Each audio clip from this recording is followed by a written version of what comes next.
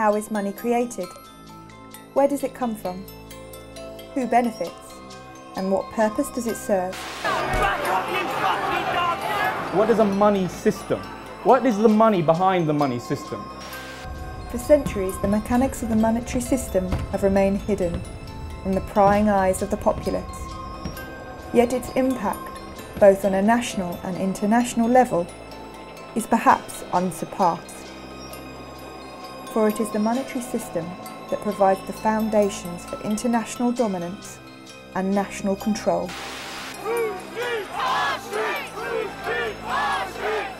Today, as these very foundations are being shaken by crises, the need for open and honest dialogue on the future of the monetary system has never been greater.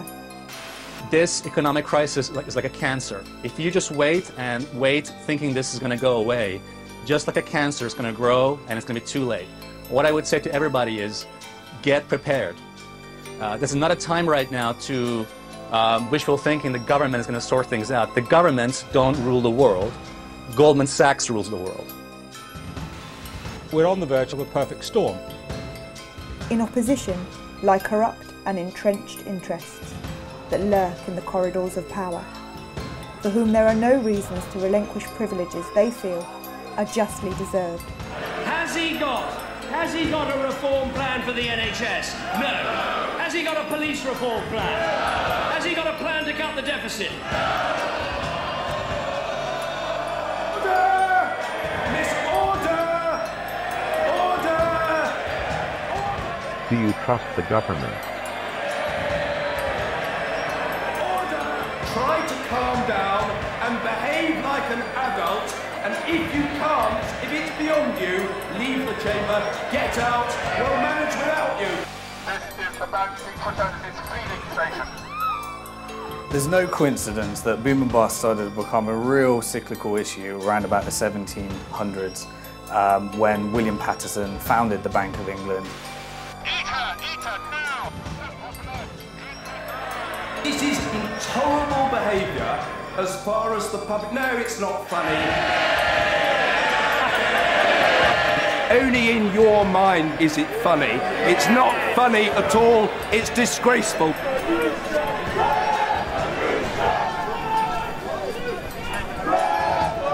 The system is inherently unstable as a result of the international power it provides to the dominant parties.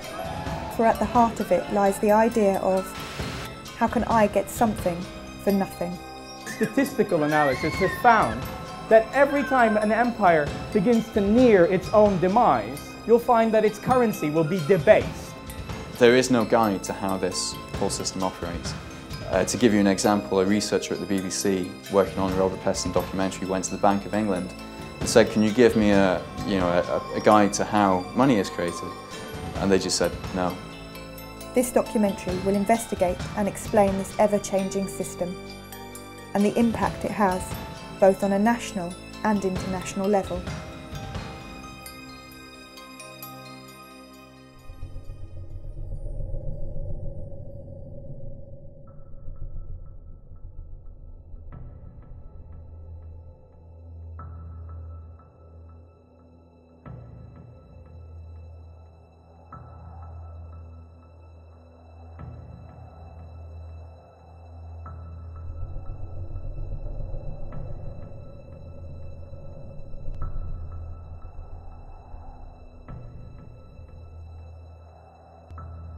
In 2010, the total UK money supply stood at £2.15 trillion. 2.6% of this total was physical cash, £53.5 billion.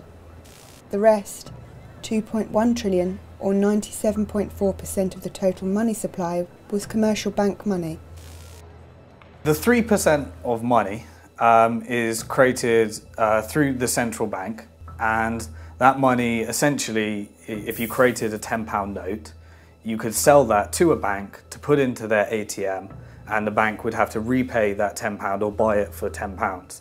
There'd be no interest charged on that money, but that money is then essentially transferred to the Treasury, and it's a form of fundraising for the government. It's called seigniorage.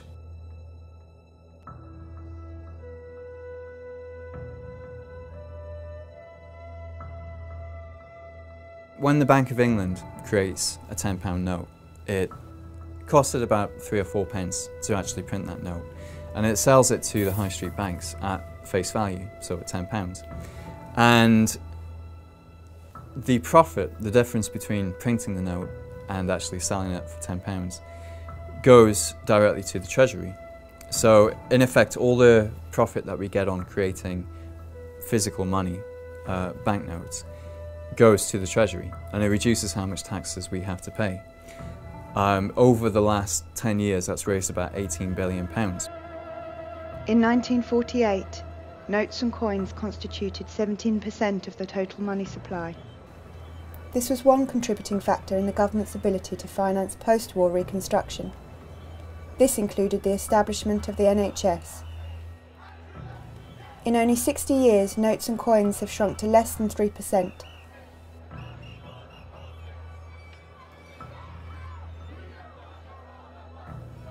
Prior to 1844, banknotes were created by private banks, and the government did not profit from their creation. Pre-industrialisation, there was multiple forms of money coexisting, and so the kind of rise of government-sponsored fiat money is a relatively recent phenomenon. In the 1840s, there was no law to stop banks from creating their own banknotes, so they used to issue paper notes as kind of a representative of what you had in the bank account.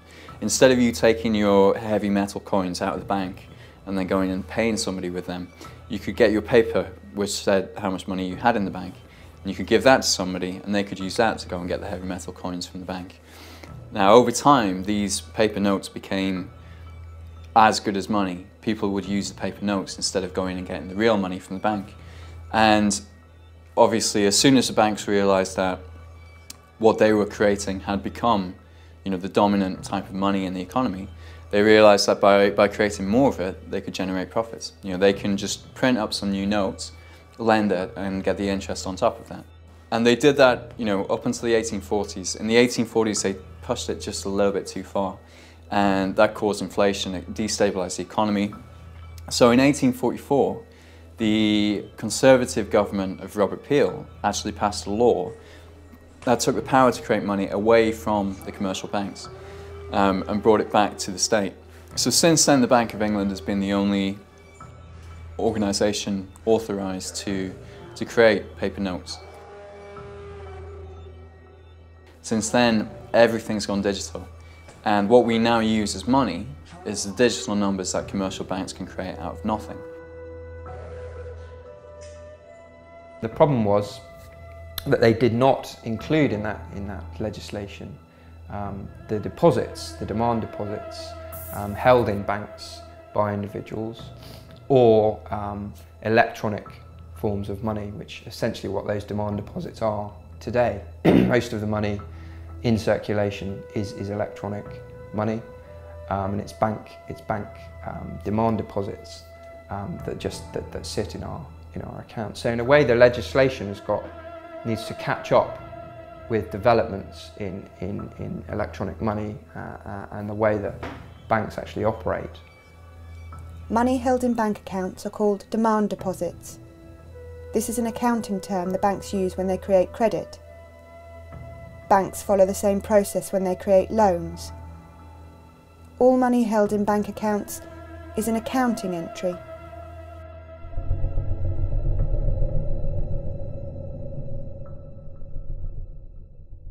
The reality is now that most money is not paper and it's not metal coins, it's digital. It's just numbers in a computer system, it's your Visa debit card, it's your electronic, ATM card. It's plastic, It's numbers in a computer system. You move money from one computer system to another. It's all a big database. And this digital money is what we're now using to make payments with. It's what we actually use to run the economy. I think a lot of people in the UK probably think that the government or the central bank is in control of most money in circulation and issues new money into circulation, but that's not the case. It's private banks that create the vast majority of new money in circulation and also decide how it's allocated. The official terminology for this accounting entry is commercial bank money. When banks issue loans to the public, they create new commercial bank money. When a customer repays a loan, commercial bank money is destroyed. The banks keep the interest as profit. There's a lot of misconceptions about the way banks work. There was a poll done by the Cobden Centre where they asked people how they thought banks actually operated. Around 30% of the public think that when you put your money into the bank, it just stays there and it's safe. And you can understand why, because every child has a piggy bank where you keep putting money in, and then when it's a rainy day you smash it and you take that money out and you spend it. So a lot of people keep this idea of banking, it's somewhere safe to keep your money so that it's there for whenever you need it.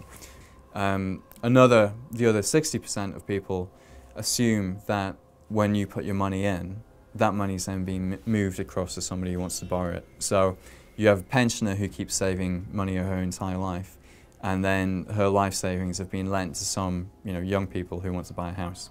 But actually banks don't work like that.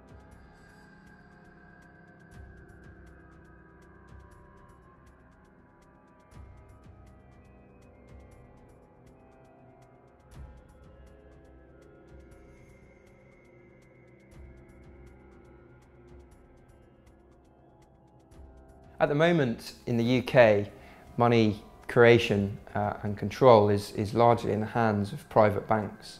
About 97 to 98% of money that's created is created as bank debt money, you could call it, when banks issue money into circulation as loans, essentially.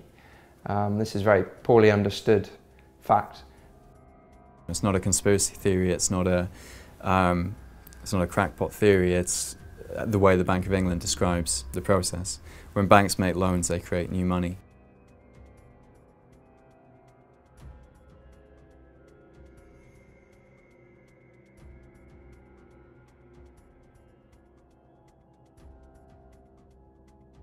A few economists will realise the way the money system works, but if you don't realise the way that money works, then you think that everybody saving is going to work well for the economy. What really happens once you understand the way the money system works is that if everybody starts saving, the amount of money in the economy shrinks and we have a recession. So most economists don't have this full picture. They don't understand all elements of the system. They rely on assumptions, on received knowledge, without actually going into the details. And money is the centre of the economy. If you don't understand where it comes from, who creates it, and when it gets created, then how can you understand the entire economy?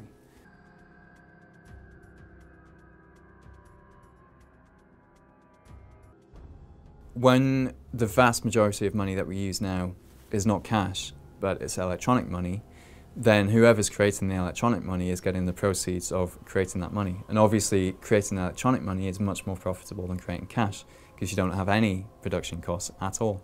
So while we've got 18 billion over the course of a decade in profit from creating cash, the banks have actually created 1.2 trillion pounds. Between 1998 and 2007, the UK money supply tripled. £1.2 trillion was created by banks, whilst £18 billion was created by the Treasury. A lot of people think when I say this, or when you say this, or when Positive Money say this, that we're all just a bunch of nutters. But on the 9th of March in 2009, the Governor of the Federal Reserve, Ben Bernanke, gave the first ever broadcast interview the Governor of the Central Bank of the United States of America had ever given. And the day before that, he'd bailed out AIG, which is an insurance company, not even a bank actually, to the tune of about $160 billion. So the journalist says to him, "Now, Mr. Bernanke, where did you get $160 billion to bail out AIG?" Is that tax money that the Fed is spending? It's not tax money. The banks have accounts with the Fed, much the same way that you have an account in a commercial bank. So to lend to a bank, we simply use the computer to mark up the size of the account that they have with the Fed. So it's much more akin, although not exactly the same, but it's much more akin to printing money than it is to borrowing. Banks create new money whenever they extend credit, buy existing assets, or make payments on their own account, which mostly involves expanding their assets. When a bank buys securities, such as a corporate or government bond, it adds the bond to its assets and increases the company's bank deposits by the corresponding amount. New commercial bank money enters circulation when people spend the credit that has been granted to them by banks. I found that talking on the doorstep from August last year round to August 2009 round to the general election, what, 9 months I suppose, knocking on doors, is that when you try to explain how the money system works, there's an almost inbuilt refusal of people to accept that such a bizarre situation could actually exist. No, it can't possibly, you know. What do you mean? It can't, banks don't create money out of thin air. That's ridiculous. They can't do that. They lend out their depositors' money. Most people have an idea of how money is. They're used to their own way of handling money. And they try and implement their own idea of how their small household economy works into the national economy. And of course it just doesn't work out. It just doesn't work out at all. By 2008, the outstanding loan portfolio of bank-created credit, also known as commercial bank money, stood at over £2 trillion. As recently as 1982, the ratio of notes and coins to bank deposits was 1 to 12. By 2010, the ratio had risen to 1 to 37. That is, for every pound of Treasury-created money, there was £37 of bank-created money. In the 10 years prior to the 2007 crisis, the UK commercial bank money supply expanded by between 7 to 10% every year. A growth rate of 7% is the equivalent of doubling the money supply every 10 years. The amount of money they're creating out of nothing is just incredible. 1.2 trillion in the last 10 years. And that money is being distributed according to the priorities of the banking sector, not the priorities of society. Bank sector itself grew from 1980, $2.5 trillion to $40 trillion by assets. In 1980, global bank assets were worth 20 times the then global economy. By 2006, they were worth 75 times, according to the UN. As the following chart shows, total bank assets of UK banks as a percentage of GDP remain relatively stable at 50 to 60% up to the end of the 1960s. After that, they shot up dramatically. And the real money in the world to be made today is not by producing anything at all, it's simply by forms of speculating, basically making money from money. That's the most profitable and by far and away the biggest form of activity, of economic activity that exists in the world today. Today, banks are no longer restricted by how much they can lend, and as such, how much new credit they can create out of nothing. They are restricted solely by their own willingness to lend. The issue with allowing banks to create money, there's two main issues. Firstly, the fact that they create this money when they make loans. So it guarantees that we have to borrow all our money for the economy from the banks. As such, to have a healthy growing economy, the government needs to put in place strategies to allow for ever-increasing debt. The only way the government can create additional purchasing power is by getting itself and us into more debt. The second big issue with allowing banks to create money is that they have the incentive to always create more. They create more money if they issue a loan. They get the bonuses and the commissions and the incentives to create, to lend as much as possible. You have to develop a sales culture. What did they do? They recruited an amazing guy, lovely guy, Andy Hornby, who came from Asda, to turn the bank into a supermarket retailing operation. If you trust bankers to control the money supply will just grow and grow and grow, as will the level of debt. until the point where it crashes, when some people can't repay the debt, and then they'll stop lending. You hear politicians and journalists saying, we've been living beyond our means, we've become dependent on debt, we need to rein in our spending and live within our means. It's not possible in the current system. The reason why everybody's in debt now is not because they've been recklessly borrowing. We haven't borrowed all this money from an army of pensioners who've been saving up their whole lives. Money in the current system is debt. It's created when banks make loans. So the only way in the current system that we can have any money in the economy, the only way we can have money for business to trade, is if we've borrowed it all from the banks. And it's the very opposite of what the Tory party is arguing today, which is that you have to create savings before you can help the National Health Service. And it's because economists have completely confused those things, both in monetary policy terms, but also in economic thinking, and because most people still harbour the old-fashioned view that you need savings before you can invest, that we have the mess that we're in today.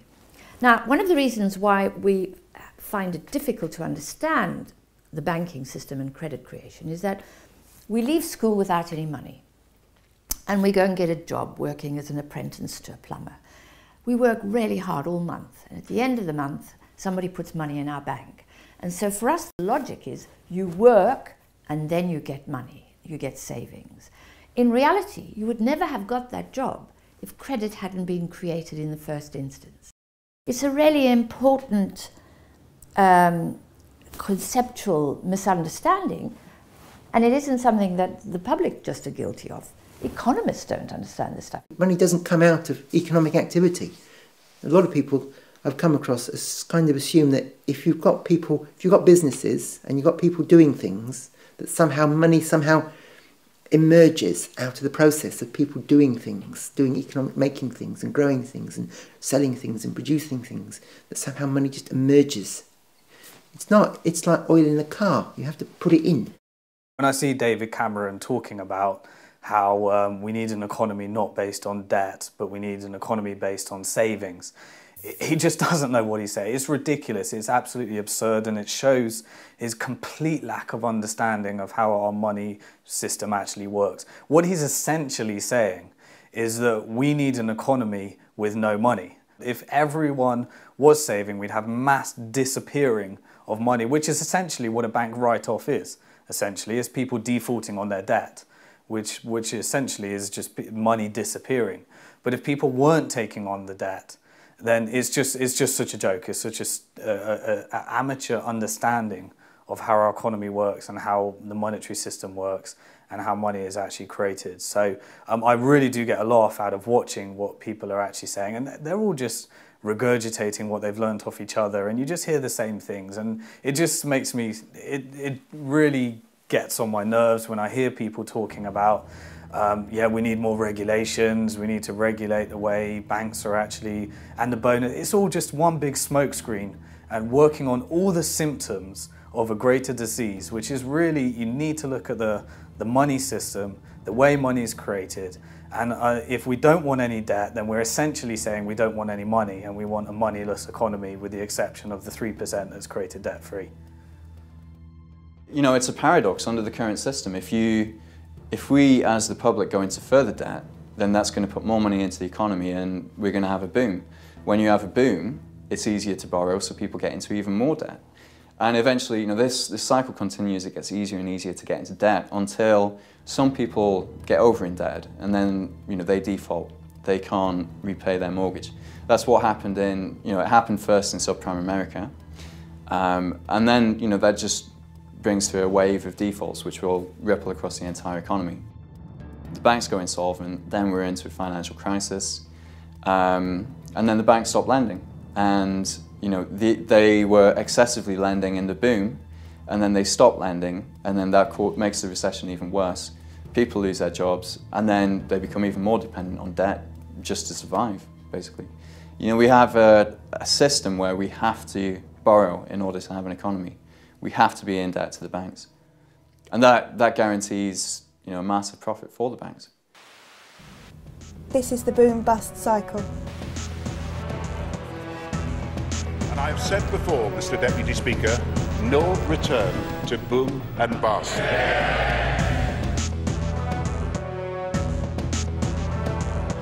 Net bank lending must forever increase. We're paying interest on every single pound. Even if you think the money belongs to you, somebody somewhere is paying interest on that money. The banking system has such a huge impact on the world, but only because it supplies our nation's money supply. We have to protect them, we have to subsidize them, we have to allow them to continue, because the disaster of a bank collapse affects us all in a huge way, and anyone that says that we shouldn't have bailed out the banks doesn't quite understand the nature of our monetary system. That's like eliminating a huge chunk of our money, but also bailing out the banks is perpetuating a system which is never going to work anyway. So whatever we do, we're always going to have this cycle until we separate how money is created and the activities of banking. Then the banks can do as they wish. They're a normal business like everyone else. There's a major democratic issue here as well. I mean, you have these private profit-seeking banks creating up to £200 billion a year and pumping that into the economy wherever they want, basically, wherever it suits them. Whether they're pumping it into these toxic derivatives or putting money into housing bubbles, just making housing more expensive. £200 billion in 2007 of new money coming into the economy, created out of nothing, and where that gets spent determines the shape of our economy, effectively. So if we're going to allow anybody to create new money out of nothing, then we should at least have some democratic control over how that money is used. I mean, would we rather have had that money used for healthcare, to deal with some of the environmental issues, to reduce poverty, or would we rather have it to make houses more expensive so that none of us can afford to live in a house? You can see it as a subsidy, a special super subsidy to the banks for the right to create money, which should be for the benefit of the public and spent through a democratic process.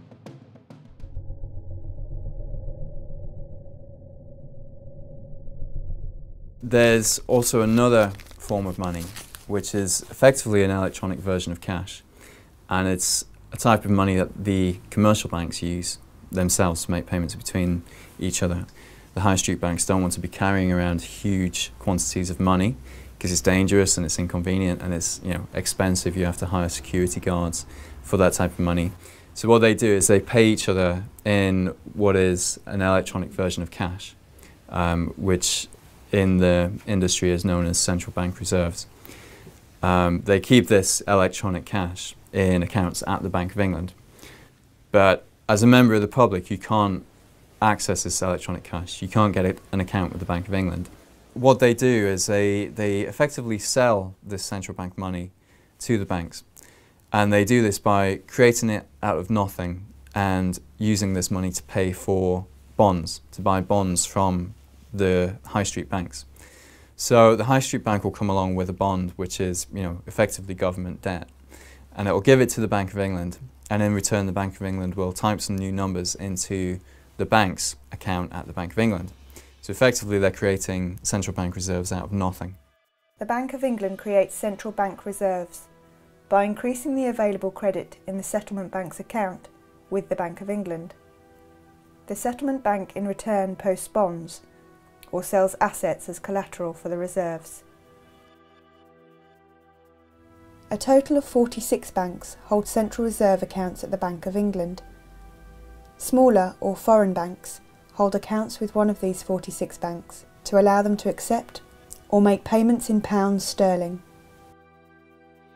Prior to March 2009, the Bank of England would ask each of the major settlement banks how much reserve currency they needed.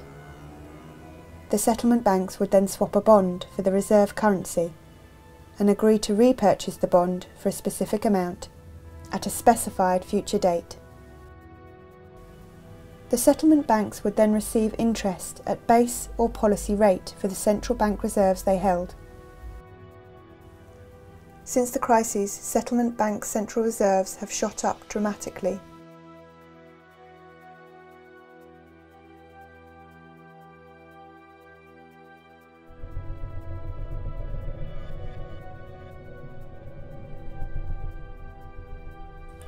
When bank customers transfer funds from their account to another person's account, a process called intraday clearing occurs. The amount of central reserve currency Bank A has at the Bank of England is reduced by the corresponding amount that Bank B receives. This is the importance of central reserve currency to banks. Before the credit crisis, if a bank was short of central reserves at the Bank of England to meet its obligations, then the bank would have to loan reserves from other banks with interest.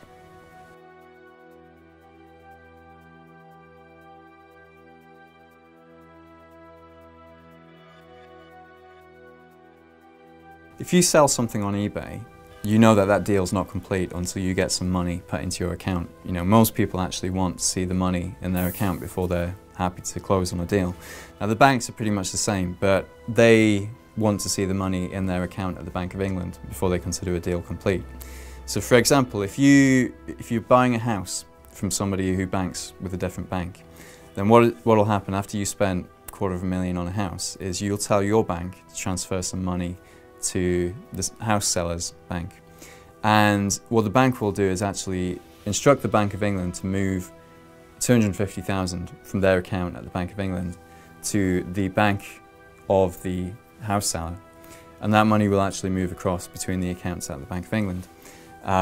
When that money is moved across, then the banks will consider that that payment has been made, you know, it's been settled. They don't really deal in the kind of money that we have in our accounts. They deal in this special money that can only be used at the central bank. There are millions of people across the country, all transferring money to each other using only a few major banks. These banks can keep a tally on their computer systems, and usually many of the movements cancel each other out at the end of the day. The 5 major banks, RBS, Lloyds, HSBC, Barclays and Santander, hold over 85% of all deposits. As there are a limited number of banks in the system, the central reserve money can only be moved around them in a closed loop. The money is just circulating through this system over and over again. And if you think about it, a £1 coin could be used to make £1 billion of payments if it was circulated 1 billion times. And that's effectively the system that you have now, is you have a small pool of real money that's just going round and round the system, and it's being used to make a huge quantity of payments on our behalf. Just before the crisis, there was only £20 billion in the accounts at the central bank. September 2007, thousands of Northern Rock customers queue up to withdraw their cash. The company had been forced to seek emergency funding. It's the first run on a British bank in 140 years.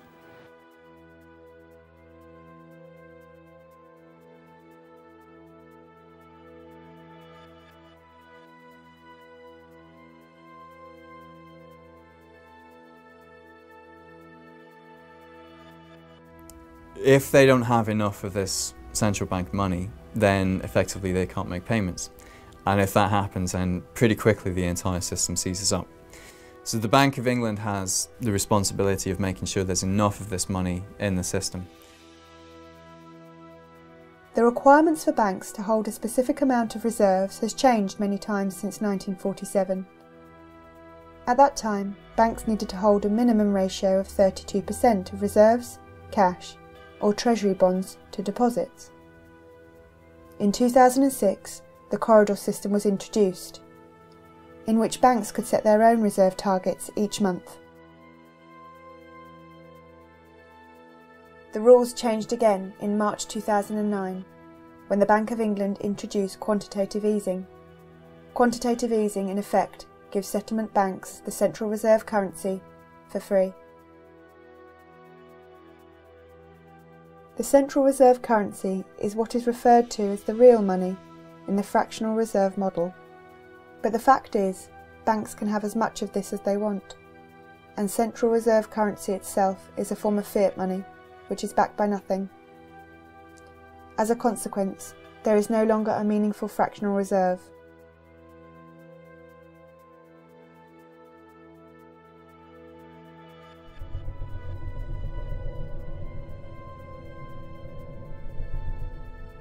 If you look over the history, the last 150 years or so, you start off with the development of a gold standard that really comes to the fore in the 1880s, 1890s, where essentially countries peg themselves to a particular defined value of gold, and then they have an agreement to fix that value, to hold that value, and to trade gold amongst themselves to make sure the balances are all there, and also to try and restrict or expand or contract activity in their own economies to make sure that the balance, that particular fixed price is maintained. That disintegrates after the First World War. I mean, this is where the whole thing breaks apart.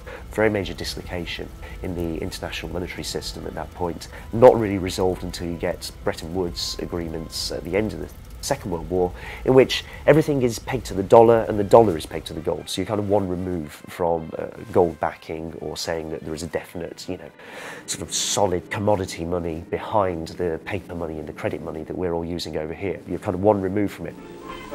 After Hiroshima, Tokyo wondered when the next atom bomb would fall. They did not wonder long.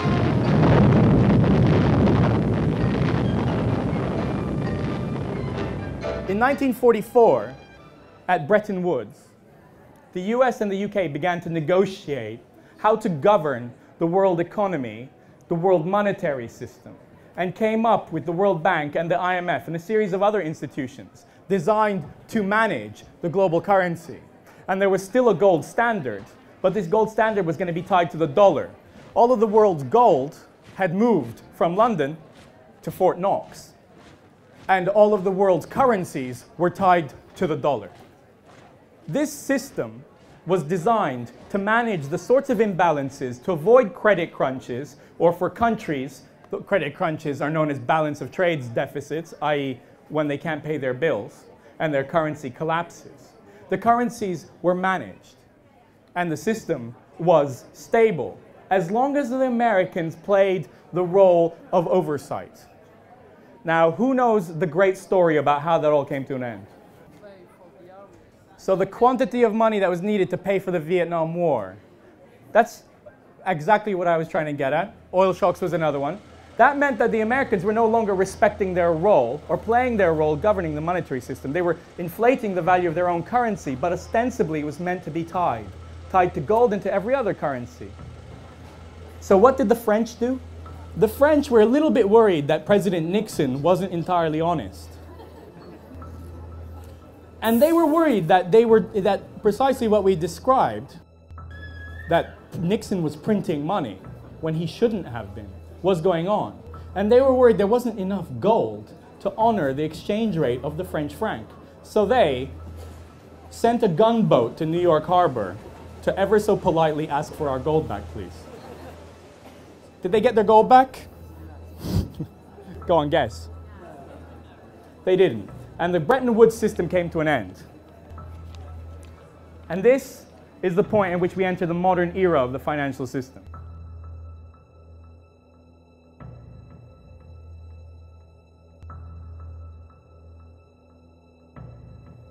Historically, money creation was pegged to a commodity, often gold, but today it is pegged to nothing.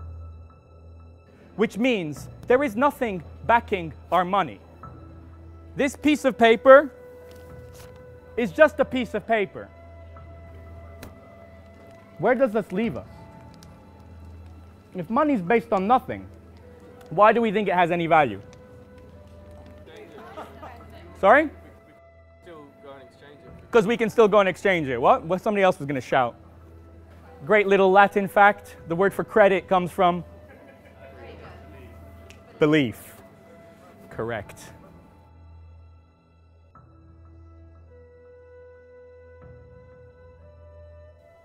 Since the collapse of the dollar gold standard in 1971 and the deregulation of the financial system, money creation has grown exponentially. The World Economic Forum meeting in Davos at the present time have called on a need for the credit within the economy, the global economy, to be expanded by $100 trillion, 100 trillion US dollars, trillion is 12 noughts, so 100 trillion, if you want to imagine, is a 1 followed by 14 noughts. They believe this credit expansion will create a boom, because there is now more money in the economy with which to make investments. It's fascinating the emergence of digital currencies, how it's transformed everything really, because it just completely unleashed private banks to dominate and create the money system that works for them and works for the people who run private banks. If we want a growing economy, under the current setup, we have to have growing debt. You can't, this is something that very, very few people really understand, especially not the politicians who are managing the economy, which is a scary thought.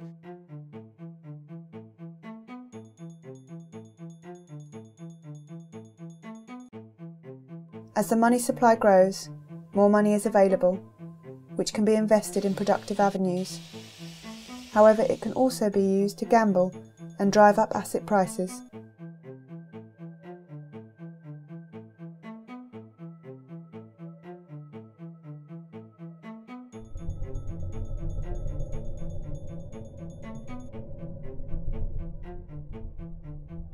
Inflation is a rise in the general level of prices of goods and services in an economy over a period of time. When the general price level rises, each unit of currency buys fewer goods and services. As the money supply grows and there is more currency available, more money is available for investment, which can lead to growth. But more money is also available for purchases of goods and speculation, which leads to inflation. Essentially, inflation is what happens when too much money is chasing too few goods and services.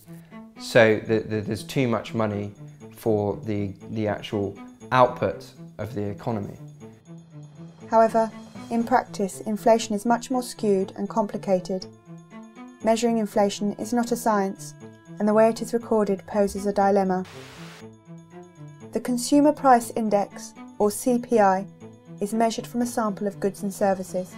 Each category of goods and services is given a weighing data, which determines the overall impact of the price data for a specific category. However, this measure is deemed to provide a consistently low figure for inflation.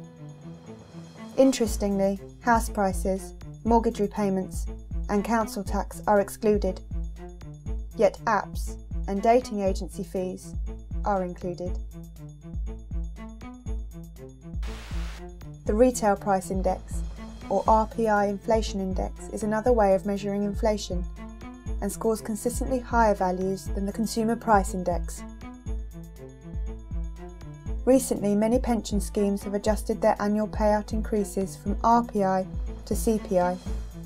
This is another cost-saving measure which will leave pensioners worse off in future. The CPI index of inflation is not geared towards providing an accurate picture of inflation and the deterioration in the purchasing power of money.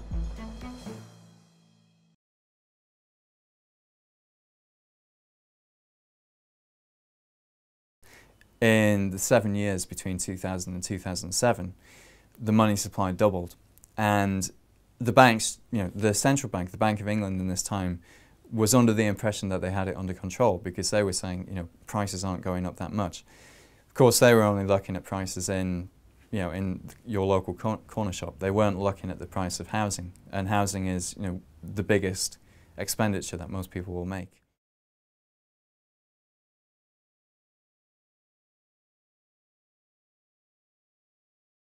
Increasing house prices, it may make you feel like you're becoming wealthier, but as your wealth increases, the effect is that your children's wealth is actually decreasing. So in fact, there's no net gain in wealth because your children are going to have to pay even more when they want to buy a house. So in effect, there's no kind of net increase. They're going to have to earn even more. They're going to have to go into even more debt. So the rising house prices do not create additional net GDP value to the economy. Actually what they do is they redistribute wealth towards those people who already have houses, i.e. wealthier people, and remove it from poorer people who can't afford to get on the housing ladder. So it's another example of a very regressive policy, actually, to allow house prices to simply inflate. It makes everybody feel kind of like things are going well, and people spend more money on other stuff. They take equity out of their houses, but it's not creating new jobs. It's not enhancing the quality of the economy. It's not helping our balance of trade. It's not helping the public deficit. It's a zero-sum game. As of August 2011, 85.5% of consumer bank lending was secured as mortgages on dwellings. If you have somebody creating money that can only be spent on one thing, which is housing, then the price of that thing is going to go up. Between 2000 and 2010, they created over £1 trillion of new money, £500 billion just in the 3 years before the crisis. That's why house prices went up the way they were. There's nothing, special about houses. It was just all this funny money being pumped into that market. If money is spent into the economy, into a lot of money goes into houses, for example, into mortgages, that's an increase in the amount of money in the economy without a corresponding increase in activity, in output, in GDP. It's non-GDP based spending. That's what causes inflation, and in the UK we've had it in spades. We've had this massive housing boom, and the main cause for the housing boom, in my opinion, is the huge amount of speculative credit created by the banks to go into houses. If houses were cheaper, they would be easier to build, more of them would be built. There would be less huge houses with hardly any people in them. London would not be the centre of a kind of very rich speculative orgy where all the richest people in the world want to get a property in London because it's seen as a great asset. Houses would be seen as places to live primarily rather than places to invest. Important thing to think about is if you're a bank and you've got to make a loan, you have choices. You can give that loan to a small business, and you'll know that the risk to you of that loan failing, defaulting, is actually quite high because that small business, the owners of that business, have limited liability, which means if the business goes bust, you as a bank are getting nothing back, essentially. That's it. So that's kind of high risk compared to loaning your money to somebody with some collateral, with a house behind them, like a mortgage. So there's a kind of simple incentive for banks to prefer putting money into housing than into a small business. Now that's a real problem, or if you widen that out across the whole economy, because it means there's an incentive, to put money into speculative rather than productive investment. So again, we have to think about how we create a monetary system that is more balanced between those two kinds of speculative and productive investment. The government showing very little, enormous reluctance to regulate the housing market and to, again, regulate the amount of money that banks put into houses. We don't decide who creates credit for what. No, we leave that to a couple of chaps in a bank to decide, basically.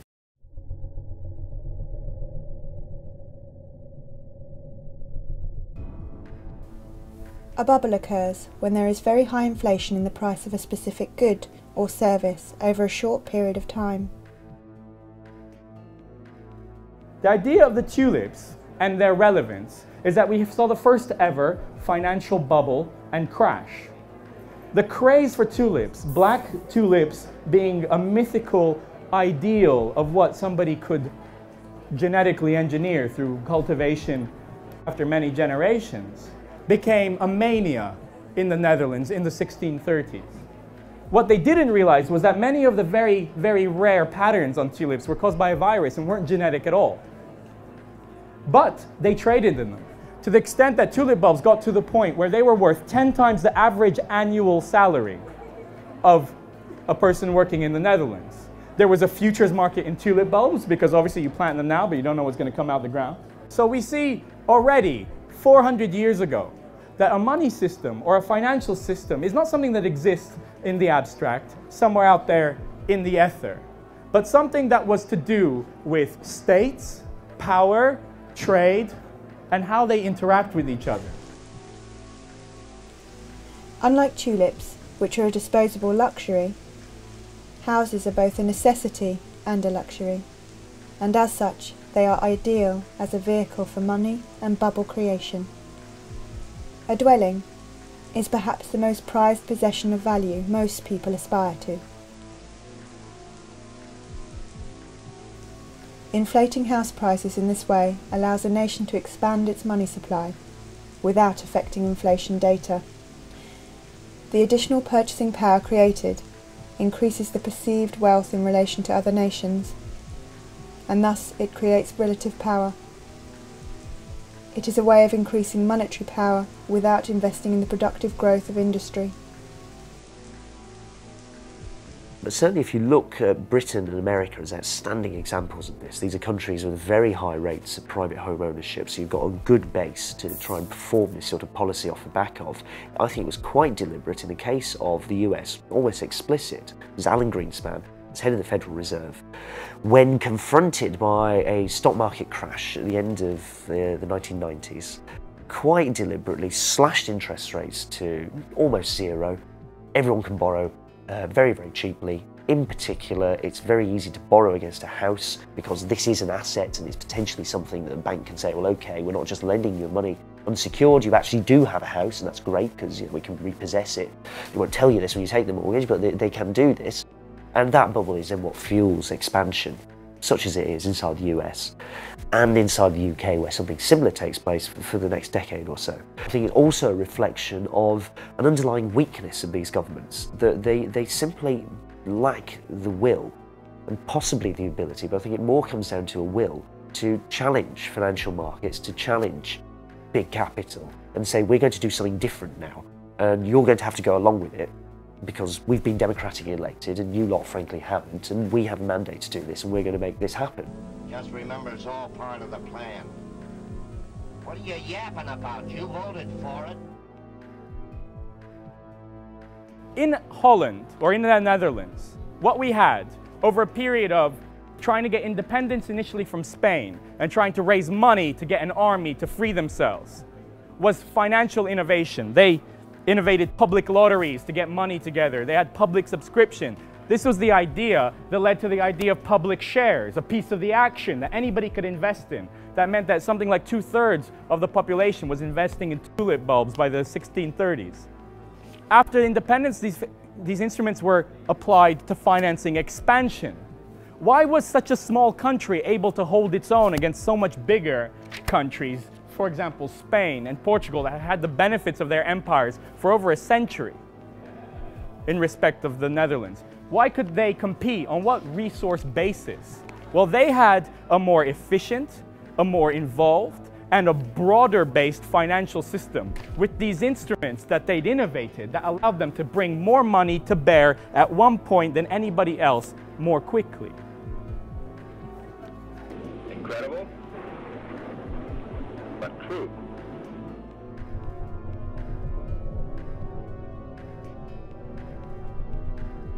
Now, inflation can be avoided if the amount of money that goes into the economy is regulated in a way that it doesn't exceed the actual activity that's happening in the economy. Now, the best way to do that, in my opinion, is to make sure that money is issued into the economy only for productive investment, for productive goods and services. So money goes in to help a small business start up, which creates jobs, which creates additional purchasing power, which means there's no inflation. During their history, almost all central banks have employed forms of direct credit regulation. The central bank would determine desired nominal GDP growth, then calculate the necessary amount of credit creation to achieve this, and then allocate this credit creation both across the various banks and type of banks and across industrial sectors. Unproductive credit was suppressed. Thus, it was difficult or impossible to obtain bank credit for large-scale, purely speculative transactions, such as today's large-scale bank funding, to hedge funds. The World Bank recognised in a 1993 study that this mechanism of intervention in credit allocation was at the core of the East Asian economic miracle. There's all sorts of things that governments have done in the past, very successfully in a number of cases, and often not unsuccessfully in this country, but you know, the examples that spring to mind, like South Korea, Japan, often in East Asia, where governments have been quite targeted about how they're going to rebalance the economy and picking sectors and deciding where the investment should take place. I think that has to start happening in the UK because we're in a demand-side recession rather than looking at a crisis of supply. You have to have a system where credit is put into productive avenues, where credit is put into building high-speed rail links, where credit is put into building houses rather than giving people money to inflate the price of houses. So it's quite simple, really, in that way. The current system is simply set up not to do that, basically. The creation of money by private banks for non-productive usage causes real inflation, and as such it is a tax on the purchasing power of the medium of exchange.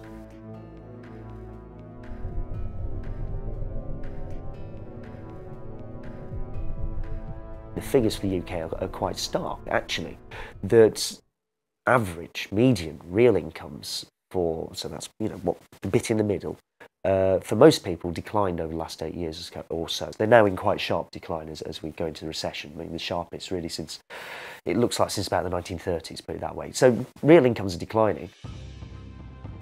Bank-created fiat currency allows the private banks to suck wealth from the economy, and over time results in a gradual decrease in the standard of living.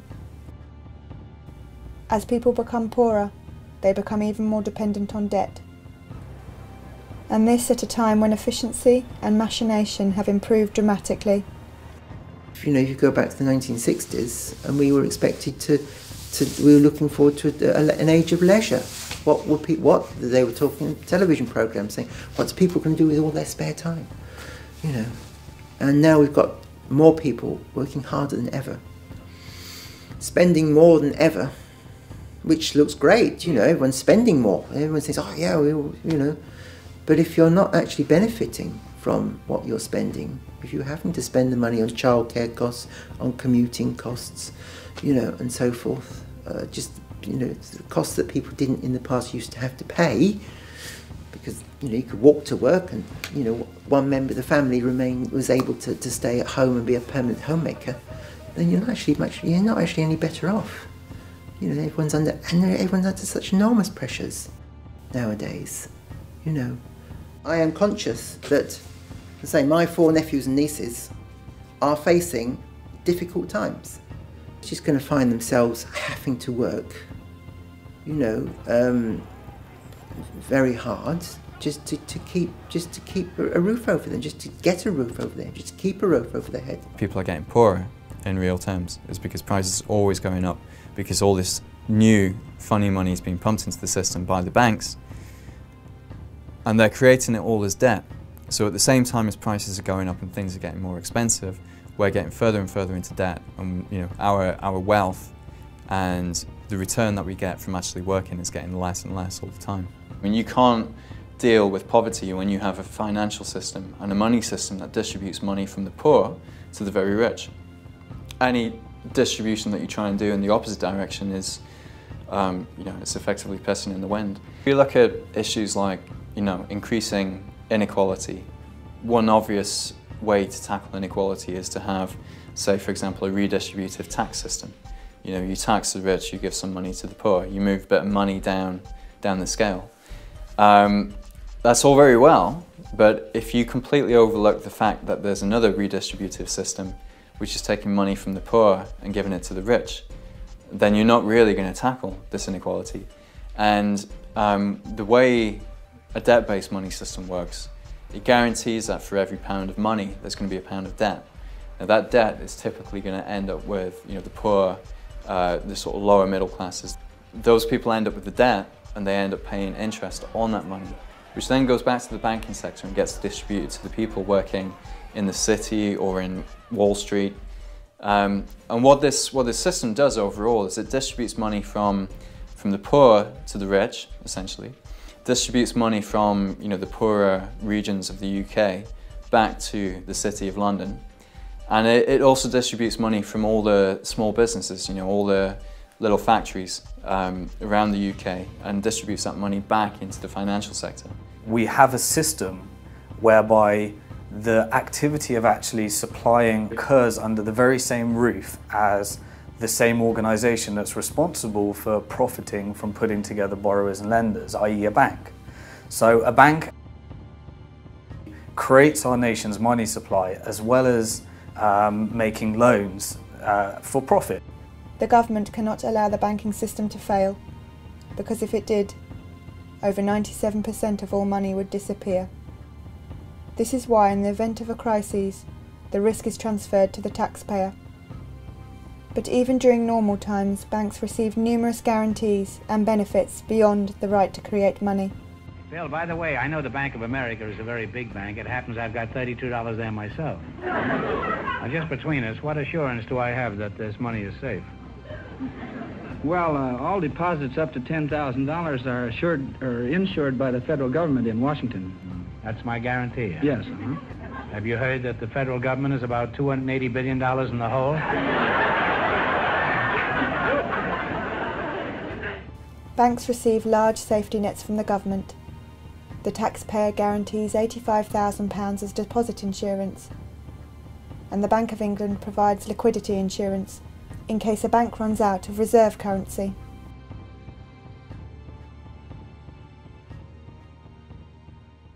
Someone wrote that a big investment bank is like a giant vampire squid, wrapped around the face of humanity, hypnotizing politicians who throw money at the banks, no strings attached, no matter what damage is done, trashing the planet, forcing cuts to things that make life better.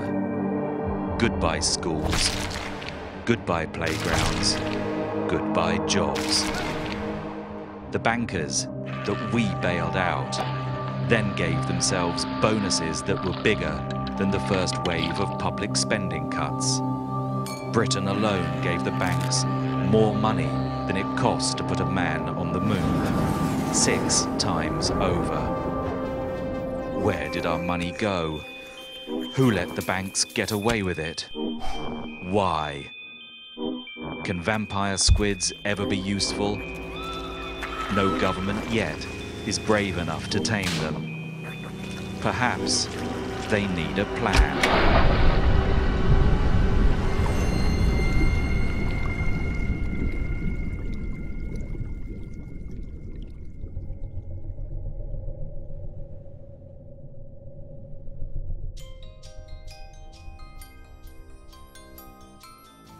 The spending cuts agenda is an attempt by the government to shift debt from its account to that of the public. This is the government's response to the bank bailouts, and is necessary in a debt-based monetary system, where increased purchasing power is the result of growing debt, and where a diversification of debt provides overall stability and market confidence. Policies such as student fee increases and the privatisation of public services, assets and industry follow the same model. The problem we're facing, I think, is that there's this transference from the public debt to the private debt, which is essentially a way of transferring risk, actually, away from sort of UK PLC and the government onto the heads of individuals, and it's going to be the most vulnerable individuals who are going to have the most debt. Thus, it's a very unprogressive, regressive policy framework that the government's embarking on, where the risk is moved onto those who are most vulnerable. And if there is another financial shock, if there's an oil shock, for example, the people who will pay the penalty are the poorest people in society. Or homeowners, for example, who will fall into negative equity if interest rates go up even 1 or 2%, there'll be really big problems. So I don't think it's a sensible way forward at the moment at all, and it's regressive, and it's certainly not fair in the terms that the government's talking about, and it's certainly not a case of we're in this together. As more of a country's resources and industries are privatised, the private sector takes on more debt. As a result, more money is created and there is a boom. Some private equity companies have taken this theory to the extreme, engaging in a practice known as a leveraged buyout, where a company is purchased at an often inflated price and the purchase price is transferred to the business as a debt. The company becomes responsible for the funding of its own purchase. These debts are often so great that the company needs to reduce staff, salaries, and research activities. When you have to factor interest as a business, if you have to factor interest repayment into your goods and services, then you have to charge a perpetually higher price as you take on more and more debt. An increase in the diversification of debt results in an increase in the money supply. When the money supply increases, more money is available for productive activities and consumption, which is the condition for a boom. It's questionable whether we're going to get out of this recession or whether we'll just keep ticking along the way that we are now. However, if we do, then when we come out of this recession, when growth starts again, look at what happens to debt. It will rise and it will keep rising, and the faster the economy is growing, the faster the debt will rise. And then give it another 3 to 5 years, we'll be back where we were. You know, the debt will become too much, people will start defaulting again. It's kind of the system that we're locked into now, is we can't grow the economy without growing the debt, and the debt is the very thing that will bring down the economy. The only option going forwards is to reform it, to stop banks from creating money as debt. By fixing the monetary system, we can prevent the banks from ever causing another financial crisis. And we can also make the current public service cuts and the tax rises and the increase in national debt unnecessary. The current monetary system allows the banking sector to extract wealth from the economy whilst providing nothing productive in return. I mean, why is it that we've got all this technology, all this new efficiency, and yet it now requires 2 people to finance a household, whereas in the 50s it only needed 1 person working? And the reason for that is not because these washing machines and everything are more expensive, it's because of all the debt. And it's because effectively the banking sector is creaming it off from everybody else. So a growing banking sector isn't a sign, it's not a good thing. If the banking sector is growing, it's either that it's becoming less efficient or it's becoming a parasite on the rest of the economy. And that's, we can talk about the banking sector becoming 4%, 5%, 6% of GDP. What's happening to the rest of the economy? It's becoming 96, 95, 94% of GDP. We've got to get switched on to this now. If we want to have a chance of tackling any of the other big social issues, you've got to figure out the money issue. The poorest in the world pay for crises, even when they've not benefited from the often reckless and speculative booms, like the housing boom in Ireland that preceded that crisis. Over the last 30 years we've seen income differentials increase so that the rich have got much, much richer. And ordinary people haven't. They've stayed the same or they've got poorer. And one of the ways that the economy was kept going was by providing cheap credit, was by providing debt to those very people who couldn't really afford things anymore. So they kept buying. And when it collapses, it's those same people that have to pay once again, even though in many ways they were the victims the first time round. As a result of the crises, the Bank of England has bought corporate debt and repackaged it at lower rates of interest. Yet the average person is being asked to pay more than ever to borrow on overdrafts and credit cards. Debts between the very wealthy or between governments can always be renegotiated and always have been throughout world history. They're not anything set in stone. It's generally speaking when you have debts owed by the poor to the rich that suddenly debts become a sacred obligation, more important than anything else. The idea of renegotiating them becomes unthinkable. Can you pin down exactly what would keep investors happy, make them feel more confident? That's a tough one. Personally, it doesn't matter. See, I'm a trader. I don't really care about that kind of stuff. Were you born in England? If I see an opportunity to make money, I go with that. So, for most traders, we don't really care that much how they're going to fix the economy, how they're going to fix the whole situation. Our job is to make money from it. And personally, I've been dreaming of this moment for 3 years. If you know what to do, you can make a lot of money from this. I had a confession, which is, I go to bed every night, I dream of another recession. I dream of another moment like this. I dream of another recession. I dream of another moment like this. You can make a lot of money from this. Bruno, Virginia hurt somebody real bad. You ought to hate her. The way in which you can look across Europe now and see that the new Prime Minister of Greece, not elected, essentially imposed, Papademos, former employee of Goldman Sachs, the new Prime Minister and Finance Minister of Italy, Mario Monti, former employee of Goldman Sachs, the new President of the European Central Bank, former employee of Goldman Sachs. It's quite, you know, you kind of see these people popping up absolutely everywhere. That's the way to change what we have. Take all power and all freedoms away from the people and collect everything into the hands of one small group with absolute power. From the people, without the people, against the people. What's been interesting out of all this, I suppose, is the question of democracy that's been opened up very starkly in Europe, that you have a government of bankers essentially imposed on you. It's bankers who more or less got us into this mess, to put it rather crudely, but that's a good first approximation to it. And then you say, okay, bankers are the people who are therefore going to get us out of it, and incidentally they're going to run your country now. There's a serious question of democracy that's opened up here. By the way, the banking crisis drove more than 100 million people back into poverty. The mortality statistics of people who go into poverty rise hugely for a whole range of reasons. So the banking crisis isn't just about becoming poorer, it was about killing people as well. And guess what? We haven't really got to the bottom of it. We never held anybody to account, and we haven't done the radical reforming job that we really needed to do, because we mistakenly thought if we destabilise the position any further, it'll make matters worse. And guess who took the decisions? All the people who were there in the first place.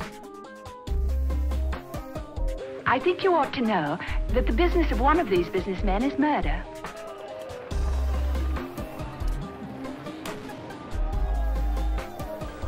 Their weapons are modern, their thinking 2,000 years out of date.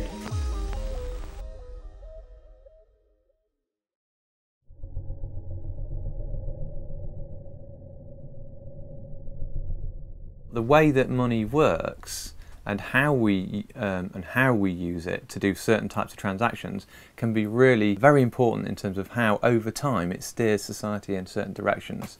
So how I use money, what I use money for, and who's controlling money and where it ends up over time can completely transform society. The kinds of businesses that get preferred by certain types of money systems.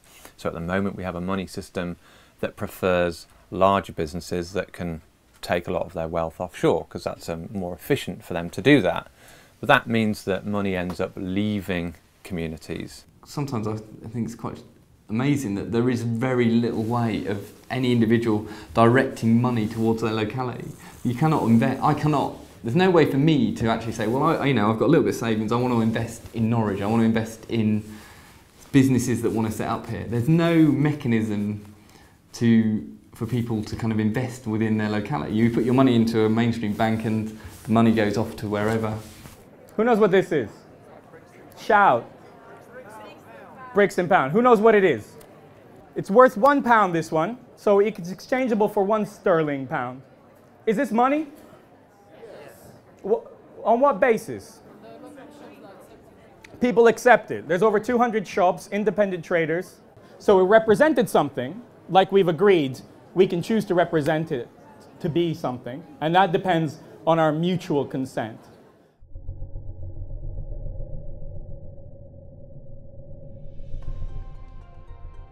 The Bristol Pound project has been fascinating because I first started reading about money and realised I didn't understand it very well when I started trying to set up a Bristol Pound.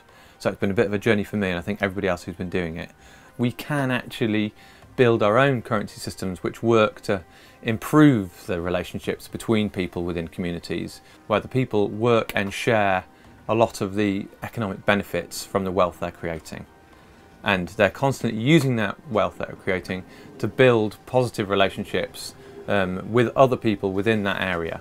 And they can see the impact of the money. So when you spend something, if I spend, 20% of my wealth on a certain thing, I'll see what that 20% of my wealth is doing. I'll see, oh well, it's actually having a really positive effect because those people who are using that money to go and do something else, which is really good. Or I can see that it's actually trashing the local woodland because I was paying that carpenter to go and cut down all the woods, and I really like going to the woods with my dog, so actually maybe I don't want to do that. So you can include all what normally just get brushed aside as externalities. Oh yes, well, externalities are actually our life. It's what we, in communities, all those externalities are what actually make us live a good life, I think. We want it to help achieve certain things. We want it to help build community. We want it to support independent businesses. We want it to help preference them over big transnational corporations, because if they've got hold of their money and they can use it with each other, then it doesn't disappear up out of large management structures and go offshore and end up in an account in the Cayman Islands. When we talk to businesses, actually, they get it pretty intuitively.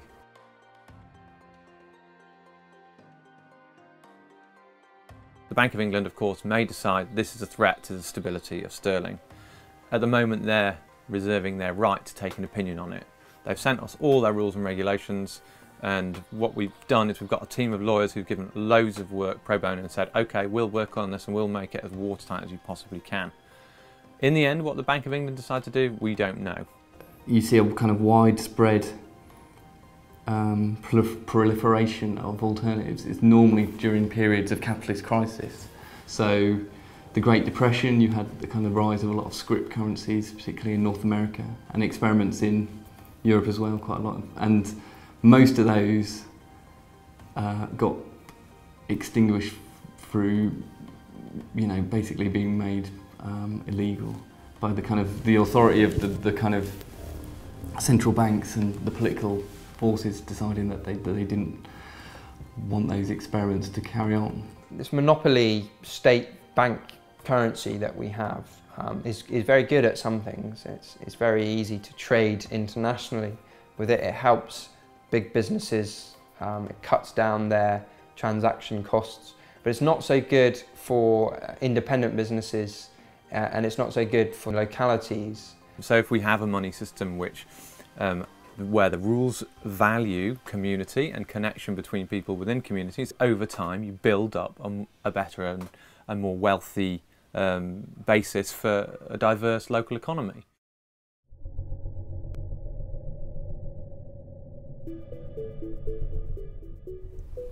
A bank run can take three forms. Customers can withdraw their money in cash. However, this will not reduce the digital money supply, it will merely transfer ownership. Or they can shift their money from the large institutions to smaller, more ethical banks, such as credit unions, mutual banks, or independent building societies.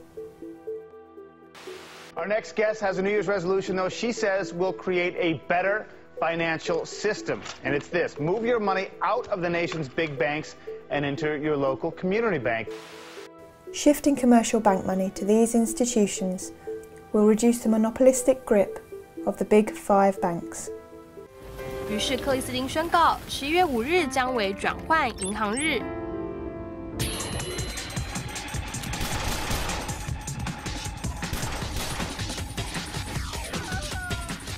银行用户誓言在当天关闭他们的银行户头，并将存款存入信用合作社。The third type of bank run is the international bank run.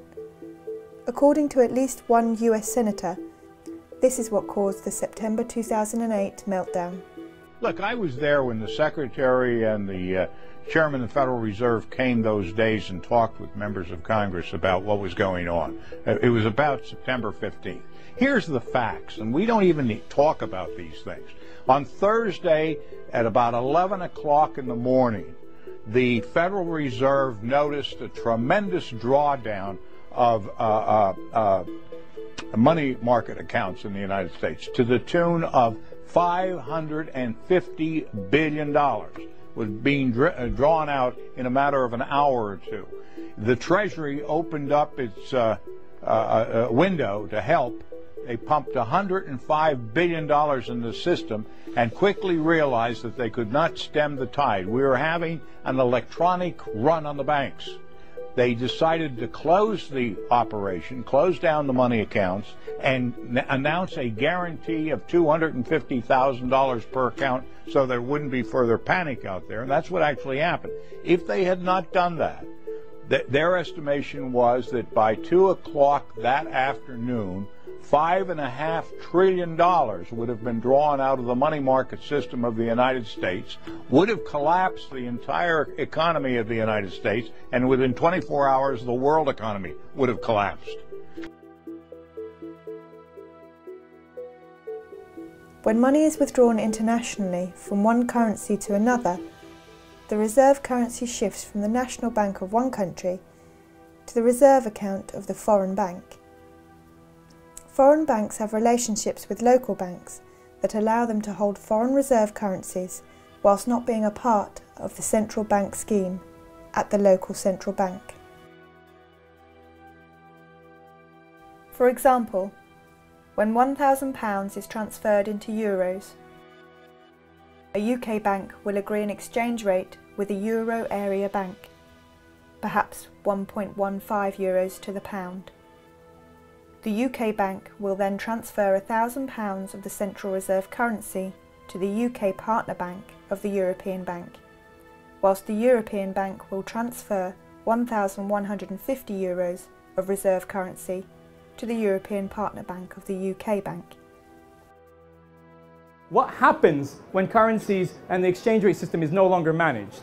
What are some of the first consequences? Devaluations, speculation, imbalances, where some countries would accrue more and more and more. What? What would they accrue? Other currencies. Other currencies. The reserve currency needs to be spent in the country of origin, or exchanged into other currencies. Most foreign banks do not have deposit-taking accounts outside of their national borders, and as such, the foreign reserves they hold do not come back to them in the form of deposits. When a country accumulates trade imbalances, it either accumulates foreign reserve currencies, in the case of surplus, or spends its own reserves, in the case of negative trade balances.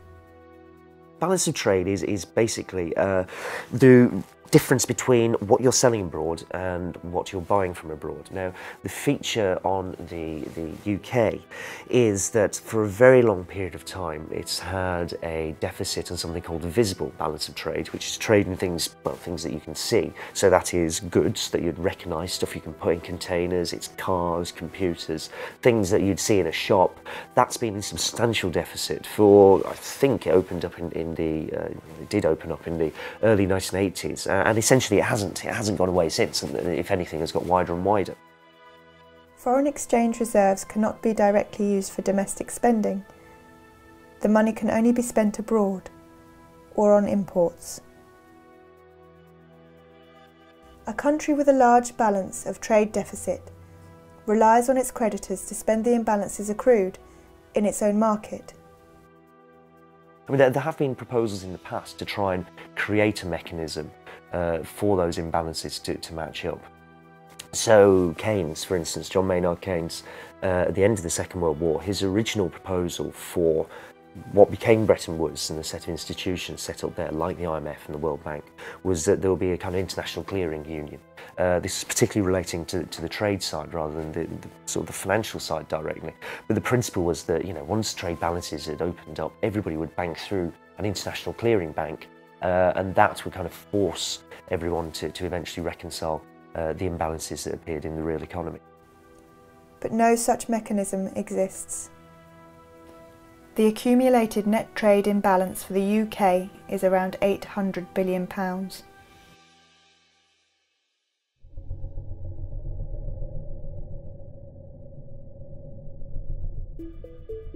In essence, what has happened is that over many years, some countries have had big trade surpluses and others big trade deficits.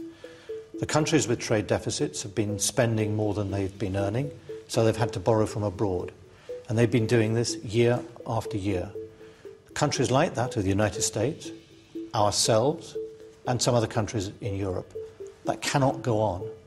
And there are two ways in which this can come to an end. Either, and we're seeing this in some other countries in Europe, if they can't find new ways to become competitive, then their ability to repay the debts is called into question. Another way of doing it, which we followed, is that we got a credible plan to repay our debts, and the value of sterling has fallen by 25% to make our exports more competitive and attractive to overseas buyers, and it to be more attractive for British consumers to buy from British producers rather than overseas producers. That is what we have done to put in place a framework to rebalance our economy, and I'm sure that's the right way to do it. Currency war, also known as competitive devaluation, is a condition where countries compete against each other to achieve a relatively low exchange rate for their currency. As the price to buy a particular currency falls, so too does the real price of exports from that country. Domestic industry receives a boost in demand, both at home and abroad. It's made British exports appear rather cheaper, so they've kind of recovered a little bit, but because the rest of the world is now looking really quite ropey, they've started to fall back down again. So what we're looking at is something that almost a kind of anarchy, and in a way, the increasing anarchy. This is what's happened over the last few years, where the Brazilian finance minister has been most vocal about this, talking about currency wars, talking about the desire of national governments when confronted by a major recession. They think if we could export more, we could dig ourselves out of this recession. If we want to export more, we depreciate our currency. That makes our goods cheaper, everyone else buys them, we'll all be better off. Now, the issue here is that if you depreciate, it's like everybody else appreciates against you. Their stuff becomes more expensive, so they're not too happy about that. They also want to depreciate. And this is where you can see a competitive round of devaluations breaking out. To decrease the value of its national currency, a national central bank sells reserve currency into the market. It creates this currency out of nothing by typing numbers into a computer.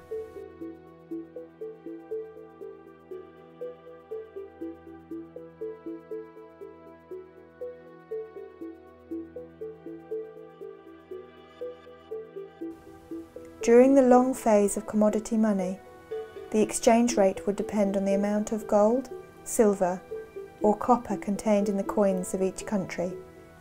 Similarly, after the advent of paper money and the gold standard, the exchange rate depended on the amount of gold a government promised to pay the holder of the banknotes.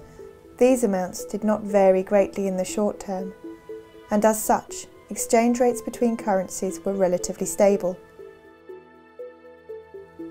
After the Second World War, currencies were pegged to the dollar, and the dollar was backed by gold. This system came to an end in 1971.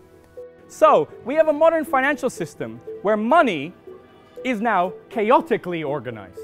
There is no exchange rate because there's no gold standard system to sustain. So we don't need it. In fact, we believe the market will resolve all of the problems of exchange. Whether your currency should be worth more than mine is a reflection of your economy relative to mine. And if that changes, the currency and the exchange rate can change. And if we need that to happen, it'll happen magically by the efficiency of market and profit seeking, and you guys know the rest, I think. A currency's value in relation to another currency is determined by the market. If more people want to buy a currency than sell it, its value increases. If more people want to sell, its value decreases. The value is set by individual banks. As they buy and sell currencies, they will adjust the exchange rate. In the last study I read in 2007, each day on currency markets, $3.2 trillion are traded each day. Who knows what the global GDP is? 50. Again, Brucey, higher. 60, that's closer. The point is, think about that exchange happening every single day. There's about 260 business days a year. It takes a few weeks to match the global value of every economic transaction that happens everywhere, every day, in a year. and it takes a few weeks. Obviously, all of us trade currency fairly regularly. If you go abroad, you exchange into another currency. That's a form of currency trading. You're swapping your pounds into whatever, euros or yen or whatever it might be. That happens fairly regularly, and that's a conventional part of the trading process. Now, large corporations have to do this on a regular basis. Where it becomes something that people question, and where you get people saying, well, hang on, this is speculation, is when you get people realising that currencies move around next to each other. And if they move around in value next to each other, there's always an opportunity to try and make money out of those changes in value, and therefore you can speculate on it. And that's the more sort of questionable end of the market. That's the bit of the market that things like a financial transactions tax would try and chop away at. Because the assumption there, and it's kind of not incorrect, is that this just produces instability for everyone else. That these people want volatility in the market because that's how they make their money. They want to encourage it, and they do encourage it by trading and speculating in the way that they do. By 2010, the foreign exchange market had grown to be the largest and most liquid market in the world, with an average of $4 trillion of currency being exchanged every day. Volatility creates a need. What does it do to countries, especially perhaps small ones like developing countries, if there are suddenly huge and instantly fluctuating financial flows? What do they have to do to cope? Production of the products that they're selling on the Increase their production and sell more, lowering the price, and becoming possibly even poorer. Once you start talking about the international system, it becomes really quite a peculiar thing, in that a lot of it depends on simply sentiment and beliefs about what an economy is like, rather more than it depends on anything the economy might or might not actually be doing. And that can shift very, very rapidly, because if it's just somebody's belief about currency is supportable, then they can carry on believing this until whenever. If that belief changes, it can change very rapidly in a financial market. The process of financial contagion can take place in just minutes, seconds even, that you can just move from being apparently quite a stable, robust economy to being one that suddenly sentiment has turned against you, and you find that markets are picking on you. And it can often be not much more than you're simply a next door neighbour of a country that's currently in trouble. Many of the world's financial crises in the past 30 years have been caused by rapid withdrawals of the nation's currency or the currencies of an entire region. This type of activity is often referred to as financial warfare. It's benefited major institutions really quite substantially. Goldman Sachs, for example, or any large bank, has done somewhat better out of this set of arrangements than it would have done in a far more regulated environment. It's made people very, very wealthy. It's allowed financial markets to expand absolutely enormously. Anybody involved in that is keen on seeing a deregulated world. In the case of the UK, you have a government which has been quite overtly and deliberately and aggressively arguing against any forms of regulation being imposed on those financial markets. But it's not the case that someone's behind the scenes pulling the strings. It's that this is how the thing works quite deliberately, quite overtly in front of you. That's the world as it is. It's making some people very rich. They're quite happy with it. I think it is a form of economic warfare. Much of the change in the way that the global economy works over the last 30 years result from this debt, this third world debt, because it's given rich countries and banks and the financial sector enormous amounts of power and control over the poorer bits of the world where a lot of the resources are that we like using. And that's been used in a way that many people have compared to a form of colonialism. I mean, it's a very real, direct form of power that's been used over those countries to force those countries to do what are really in the interests of the richest segments of the world that they do. And as a result of that, not only have corporations become absolutely, made huge amounts of profits and become absolutely enormous and all pervasive, but the financial sector has become even bigger than that. And the real money in the world to be made today is not by producing anything at all. It's simply by forms of speculating, basically making money from money. That's the most profitable and by far and away the biggest form of activity, of economic activity that exists in the world today. To protect themselves, vulnerable countries need to accrue currency from rich countries, who create these currencies out of nothing. The Netherlands' first Governor General of Indonesia, the man who built the trade routes, fortified them. What I mean by that is built forts along them and fought Spanish fleets and British fleets, said about the development of the Netherlands Empire and Netherlands trade was, "We cannot make trade without war, nor war without trade." Money and power.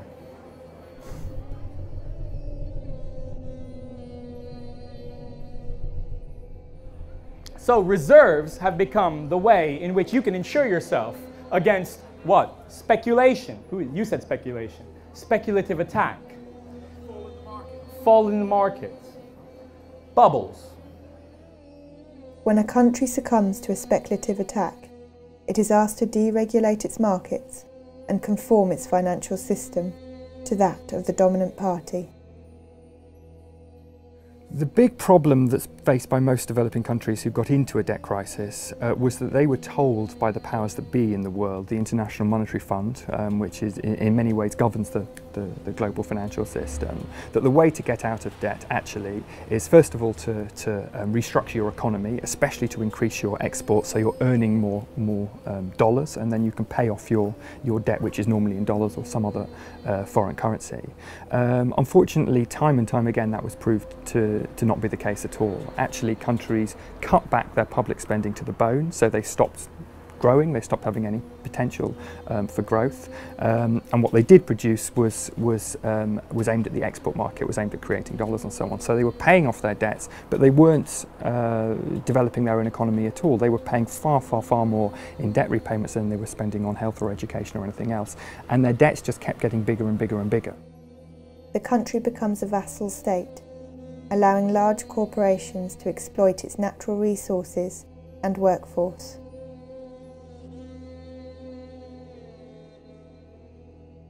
It's not even shadowy. You see, there's no great mystery about what's happening here and about the way the world operates. It's quite blunt. I mean, for the last 30 years, you've got something pretty much everywhere, well, it certainly spreads pretty much everywhere, that generally gets labelled neoliberalism, this idea that you should have floating exchange rates, weak regulation, particularly of financial markets, minimal government interference or involvement with what market does, and that's more or less how the world operates. And then there are institutions, and the outstanding one at this point is the IMF, that will actively try and enforce this state of affairs. So it's not greatly shadowy, if you see what I mean, that there are people behind the scenes somewhere trying to manipulate stuff. It's actually, this is quite overt. This is happening, and this is how, for my entire adult life, actually, is the way it starts to look like. This is how the world is operated, and it's made some people very, very wealthy. It's produced enormous concentrations of wealth. So when the International Monetary Fund comes in order to try and alleviate a country's debt problems, it imposes a set of conditions. And in the 1980s and 90s, they called that set of conditions structural adjustment program. And it tends to take very similar forms wherever it happens. And indeed, we can see structural adjustment programs in essence happening today in countries like Greece and Portugal and Ireland, where countries are instructed to decrease the amount that they spend on the public sector. They are instructed to liberalise their trade market and liberalise their capital market, so money can much more easily come in and out of their economy. And the idea is that this will encourage investment to come in from richer parts of the world, and that all of their problems will be solved from this investment. And in actual fact, this has proved time and time again to be completely without foundation. In actual fact, what happens is it destroys fledgling industries and capacities in these developing countries, and developing countries become completely dependent on goods and services from developed countries and also from capital from developed countries. One of the things the International Monetary Fund is very keen on is telling countries to lower the taxes that should be paid by multinational corporations when they come and operate in a country, because then you'll encourage more multinational corporations to come in. Of course, what it also means is the profits profits that are made by those multinational corporations leave the country just as quickly, and the country itself doesn't benefit. And today you have many developing countries which have got almost no tax base. They've not developed a tax base at all, and so they're even more dependent on international capital markets, on the money markets, on creating debt. And that's why you have so many countries in the world that have really been robbed of their sovereignty. It's very difficult to see how democratic societies can evolve or function when actually a government is more dependent on the diktats of the International Monetary Fund and the money markets than it is on their own people.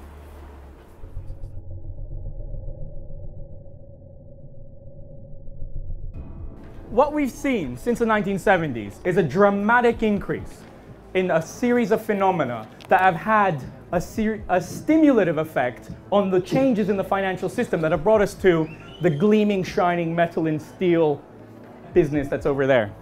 In case you don't know, that's the City of London I'm pointing at. To compensate for the lack of a defined, commodity-based value underlying currencies, financial institutions developed securitization as a means to manage risk. You develop securitization as a means to try and stabilize the whole system. This is a set of financial processes and financial innovations that really accelerate from the 70s, 80s onwards. You had a chaotic system that needed to manage risk, and you had to innovate. You needed derivatives, options, futures. You have new markets in volatility management tools. Who knows what the term hedging is? Spreading your risk, managing your risk, insuring against your risk, precisely. Up until very recently, up until the 1960s, the Securities and Exchange Commission would be quite clear that derivatives that weren't based on real products, like agricultural products, so pork belly futures or whatever, would in fact be essentially kind of gambling, and therefore you weren't allowed to trade them. That changes in the 60s, and everybody can trade, currency futures, things that are not based on real products being traded at some point in the future, but are based on movements of currency prices. Once you have the system of fixed exchange rates breaks down, obviously this thing accelerates enormously. So as you get the rollback of government regulation here, you get the market taking over with its own products here. And the theory is that the market's better at regulating itself, it's more stable than if you have the government interfering all the time. The efficient markets hypothesis, the idea that you set up a financial market, they're fast, everybody in them is well informed, they all keep a very careful eye on what everyone else is doing, it'll therefore be very stable and it'll reflect real changes in the economy. It's not going to be driven by panics and manias and speculative bubbles. None of this really going to happen. If there is movement up and down, it's because something real is happening and traders and investors in the financial market are responding to it. So that's the efficient markets hypothesis. The practice, and I think what you see in 2008 is the kind of end of that process. The appearance of a crisis so major, the belief that it will simply be self-stabilising and self-regulating really can't carry on. I mean, the practice carries on anyway, but you can't really argue in the same way that you used to that it's good or it's necessary or this is okay for the world. In the last decade, we had a new innovation, something called the credit default swap, a way of buying insurance against the company you've invested in going bust. And in 2002, they were worth in total less than $1 trillion. In 2007, they were worth $60 trillion. That's 5 years. Everybody's suddenly sitting there and thinking, oh, these CDOs we've made don't in fact provide the kind of stability that we thought. The maths that's inside of them is complete nonsense, it turns out. There's far more risk attached to trying to securitise risk and securitise debt in the way that we have done this than we thought, and we think these things are now worthless. The attempt to get more and more complex ways of regulating and shaping a financial market and trying to make a quick buck out of it as well actually helped produce the opposite effect to what its kind of apologists said, which is that it led to a spectacular crash. What we saw as a result of this very different situation was one phenomenon above all, one sector above all grew, and that was the financial sector. While the financial sector benefits enormously from the current monetary system, the system is neither stable nor fair. The assumption in what the Bank of England does right now is that the cash that we hold is backed up by government debt. the government can back up its promises by the fact that it can tax the public. So what they're implying is that cash is backed up by government debt when government debt is backed up by the ability of government to get cash from the public. Time and time again over the last 30 years we've seen private debts being transformed into public debts, and ultimately the price of that debt is paid by the public in the debtor country. This is why spending cuts are necessary. The system is designed to make certain people very rich at the expense of a nation's citizens and taxpayers. The system lowers the standard of living of the majority and distributes this wealth among the privileged. So what we're left with is a financial system since the early 70s that has no fixed exchange rates, that suddenly has increasingly open financial borders, that has central banks having to manage without having any control because there's nothing here where the gold used to be. Chaotically, they have to ease quantitatively. They have to lend as a lender of last resort. Throughout history, monetary systems were designed to give the dominant international power an advantage, and this power is fiercely defended and expanded on.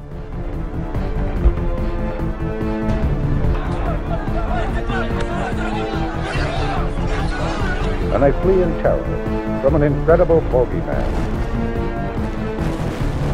An American flag is burned at the height of the demonstration. Both President Johnson and Francisco Franco were vilified. A new low in public protest added strain on Spanish-American relations. Order in the court! Order in the court! I want Americans and all the world to know. Come on, fire! I want Americans and all the world to know. America has no regard for conventions of war or rules of morality. Fire!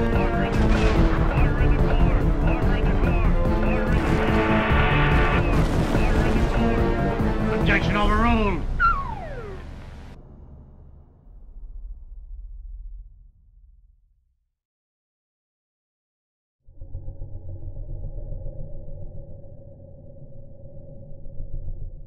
What I would like to see is a new kind of currency that is backed by something that is scarce and that we really need and we really value, something like energy or renewable energy, for example. So a sort of kilowatt-hour backed currency would be very interesting to me.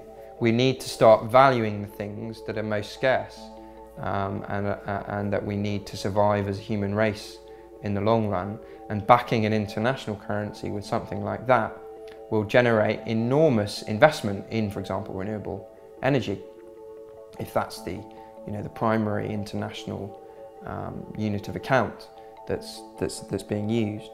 Another option is a basket of currencies, so you mix up the value of different currencies to create a very solid currency that people have confidence in. Perhaps even better would be a basket of commodities with which to back up international currencies.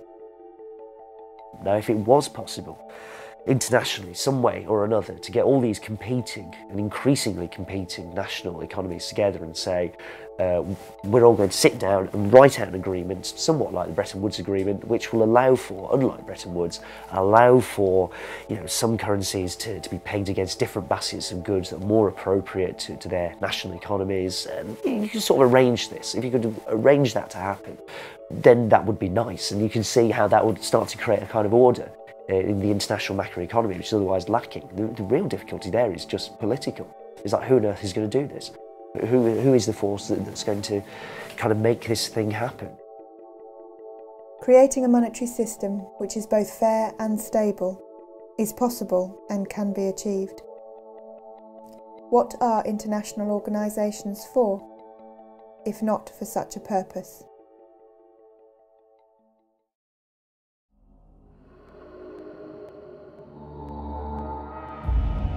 Banks are the most heavily subsidised businesses in the world, specially protected by governments. While the money runs out for the rest of us, the largest private banks still thrive. This is because they get the biggest subsidy of them all. The license to print money. Hard to believe? Martin Wolf, the chief economics editor at the Financial Times, said it recently. The essence of the contemporary monetary system is the creation of money out of nothing by private banks, often foolish lending. You heard that right. Private banks create money out of nothing. Then they loan it to us and ask for interest on top. If you've ever wondered why the bank buildings around the world soar higher than any palace or spire ever did, you now have the answer. But the banks don't simply print money using secret printing presses in their basements. They don't have to. Like so many other things these days, printing money has now gone digital. With the popular use of debit cards, electronic fund transfers and internet banking, only 3% of the money in the UK is now made of paper and metal coin. The other 97% is entirely in computers. Electronic money is convenient for everyone, but it's especially convenient for the private banks, since they own, run, and control the entire digital money system. And what do they do with this special privilege? Do they channel new money, the blood supply of the nation, towards the things we need, like hospitals, schools, universities, and public transport? Not if it doesn't make a profit for them.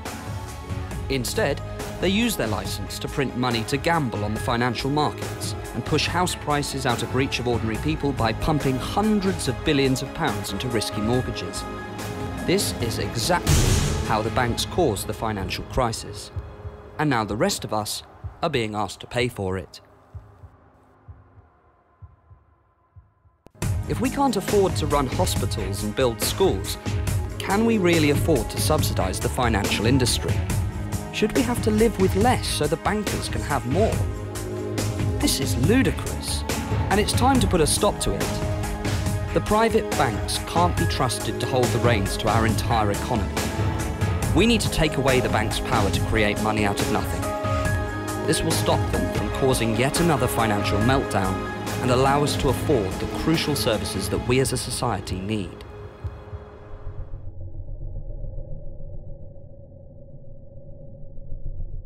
What does a progressive financial system look like? And I want to hear what some of you think. Who thinks, for example, that we should ban banks from creating money? Control over how money is created and what it's used for is a democratic issue. You currently have the banking sector, profit-seeking banking sector, not accountable to anybody other than themselves, who are creating up to £200 billion a year of new spending power and deciding where in the economy that goes. Monetary reformers believe that that entire money supply should be for the benefit of the public and should never be created by a private organisation as debt. Democratising the money supply, what that means is putting the power to issue and allocate money back into the hands of people, taking it away from private organisations, institutions that don't actually represent the people, that are not democratically accountable to the people. The banks aren't democratically accountable. They're accountable to their shareholders and their shareholders only. Now they're underwritten by us, by the taxpayer, but they're not accountable to us. That doesn't make any sense at all. So if you democratise the monetary system, you are subjecting it to the same kinds of discipline as the education system, as the health service, and other key publicly needed services. There's no reason that money should be viewed as any different. It is a fundamentally important service that everybody needs. I can't survive without enough money. Nobody can. So it cannot be controlled purely by this small elite of big banks as it is in the UK. We do need a different system. We believe that the activity of supplying a nation with money should be completely separate from the activity of banking. What we need to do now is update that law from 1844 to make the digital money real money.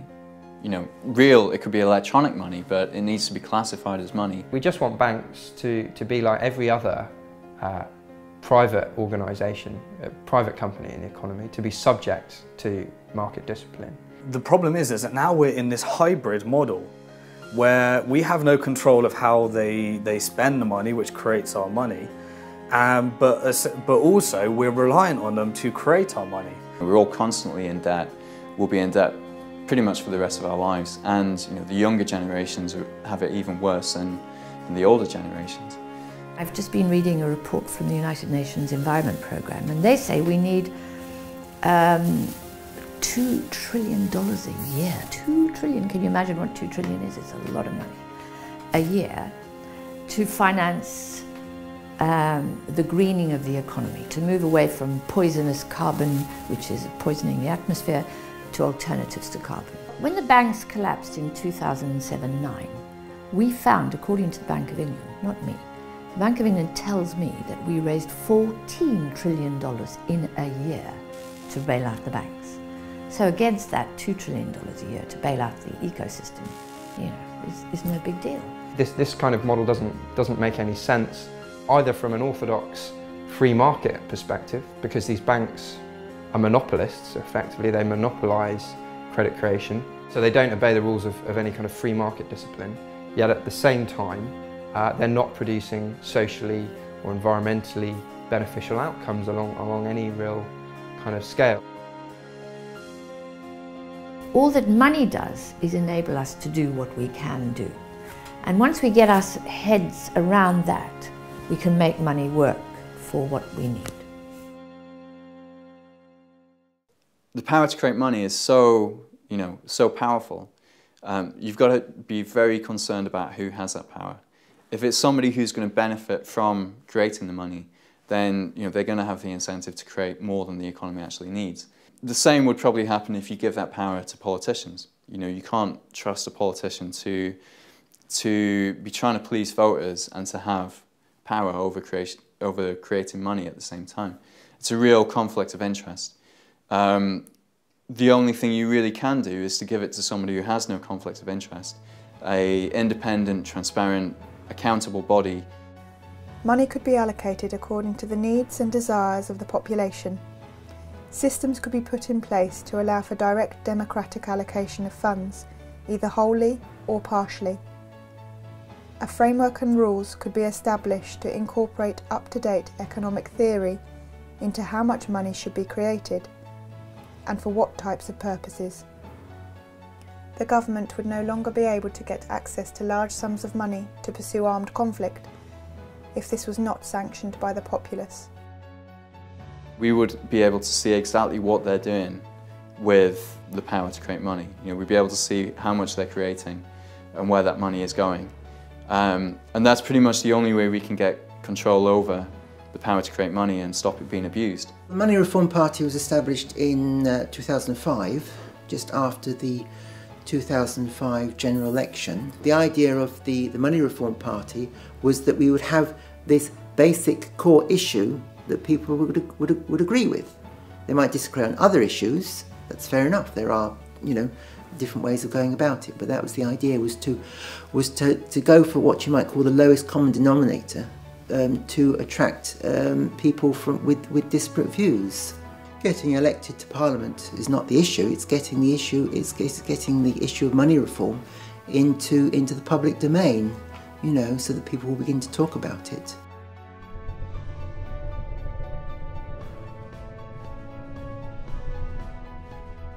Banks should not be able to gamble with your money without your permission.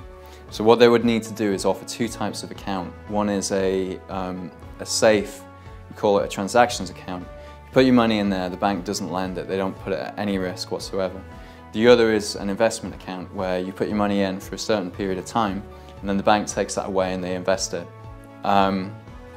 What happens when you use these two types of account is that in the event that a bank fails, the money in the safe accounts is still there, it's not at risk. So you just move all the safe accounts to a bank that's still healthy.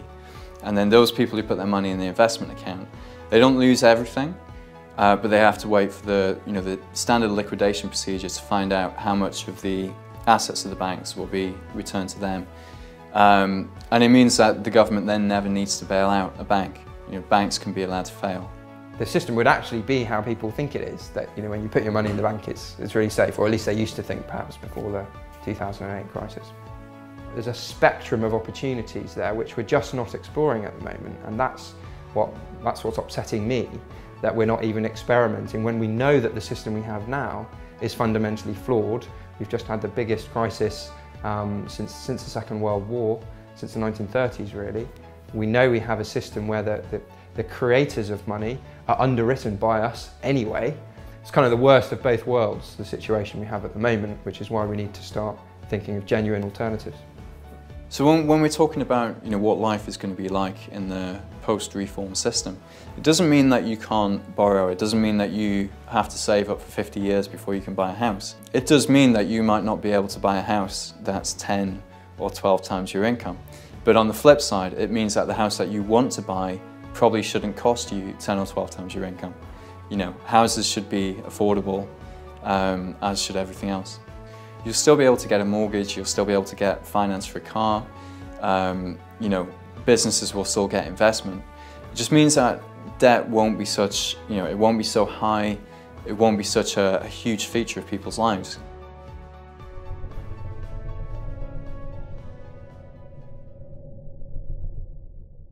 Person-to-person banking has been around for a while. It's essentially the eBay of banking, so it allows borrowers and lenders to be put together in a marketplace. Default rates at the largest peer-to-peer lender, Super, are 0.7%. Risk is minimised by pooling funds so that each investor's contribution to a specific loan remains minimal. There's a site which is about currency exchange, so again bypassing the kind of mainstream banking or currency exchange system and just doing it person to person. I think a lot of the interesting stuff that's going to happen around currencies and around money more generally is to do with the impact of the internet. My gut feeling is that we will see more and more of those types of systems. We will also see more and more applications and things using our phones that we would never have imagined. And I think we're only just at the beginning of that.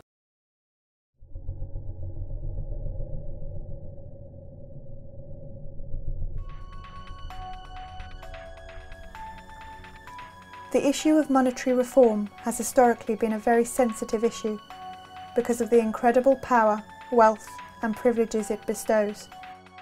In an age where analytic thought and a scientific approach are held in such high esteem, there is no justifiable argument for keeping the mechanics and implications of the monetary process such a taboo subject. As democratic citizens, we have the right to demand a monetary system which is both stable and beneficial to society. The banking lobby is very powerful. I suspect that they won't be in favour of these kinds of models, although ultimately one could argue that it's a much more stable footing for banks.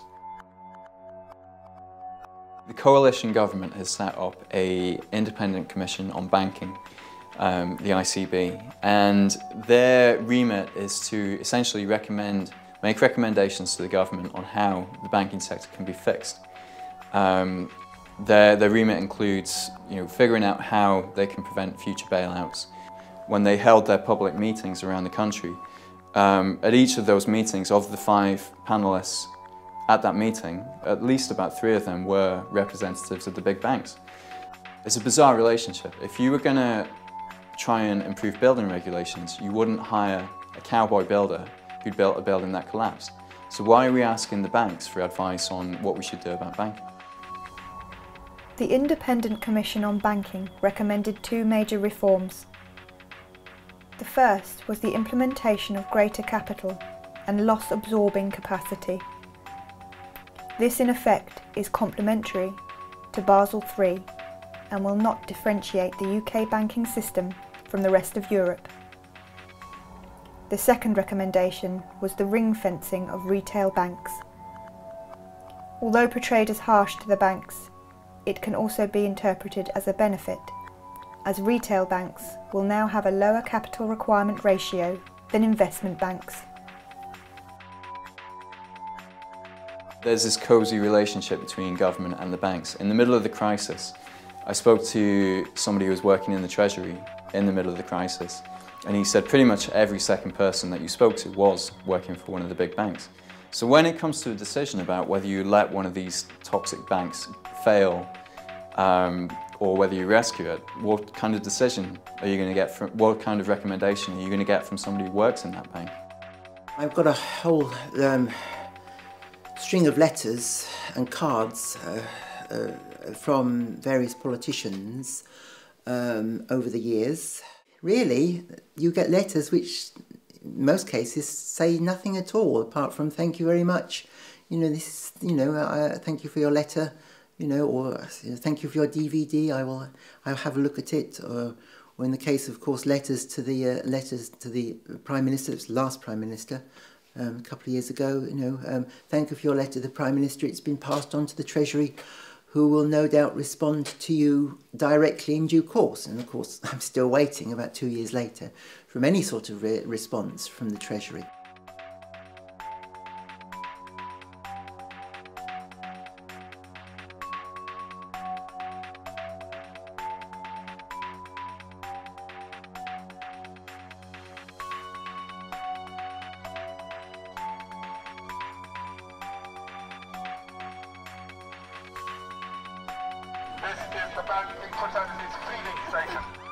Banks' balance sheets are now 4 times GDP at £6 trillion.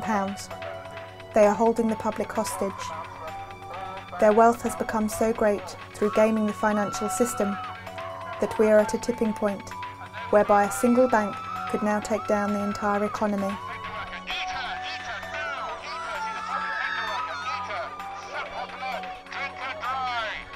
We can't let the banks go back to business as usual, because if they do, then all we're going to see is more debt, more poverty, more inequality, and another crisis in 5 or 10 years, which we're going to have to pay for again.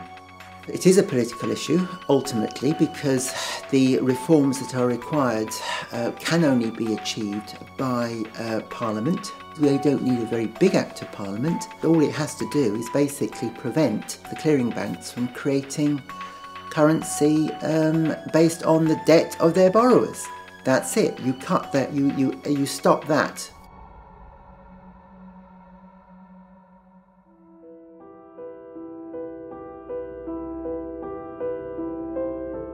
This is George. George worked in a big bank in the City of London. But one day, without warning, George's bank went bust. Luckily, the government rescued the bank and George kept his job. But the greedy government wanted something in return for their help. They demanded a higher tax on George's salary and bonus. For someone with a high-cost lifestyle like George, a shock like this can be devastating. Now George struggles to afford the rent on his riverside apartment in central London. The tyres on his Aston Martin are wearing thin and are barely road legal. Unless George's situation improves, or unless someone like you helps him, then George may even be forced to walk past the next Savile Row tailors and buy his suit from Topshop or Next.